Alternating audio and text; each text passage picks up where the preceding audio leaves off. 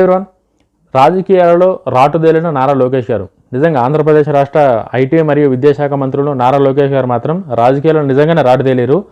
ఆయన సెంట్రల్లో ఆయనకున్న కనెక్టివిటీ ఇప్పుడు ప్రజెంట్ ఆయన కనెక్టివిటీ ఏదైతే ఉందో ఇప్పటి కోసం కాదు, ఆయన రేపటి కోసం ప్లాన్ చేసుకొని చాలా ప్లాన్గా, చాలా తెలివిగా, చాలా జాగ్రత్తగా రాజకీయాలు అయితే మాత్రం లోకేష్ గారు చేస్తారు.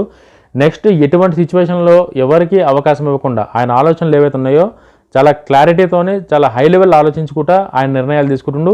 ఆయన పరిచయాలు కూడా అట్లనే పెంచుకుంటుండు.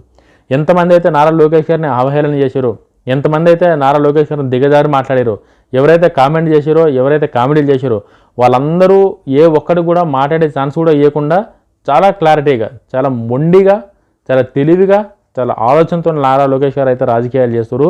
రెడ్ బుక్ అనేది ఏదైతే ఒకటి ఓపెన్ చేశారో అది ట్రెండ్ సెట్గా మారింది. ఇప్పుడు ఈ రాష్ట్రం అనే కాదు, వేరే రాష్ట్రంలో కూడా, ఆంధ్రప్రదేశ్లోనే కాదు, ఇప్పుడు తెలంగాణలో కూడా రెడ్ బుక్ అనే మాట రెడ్ బుక్లో రాసుకుంటున్నామన్న కాడికి ఒక ట్రెండ్ సెట్గా అయితే మారింది.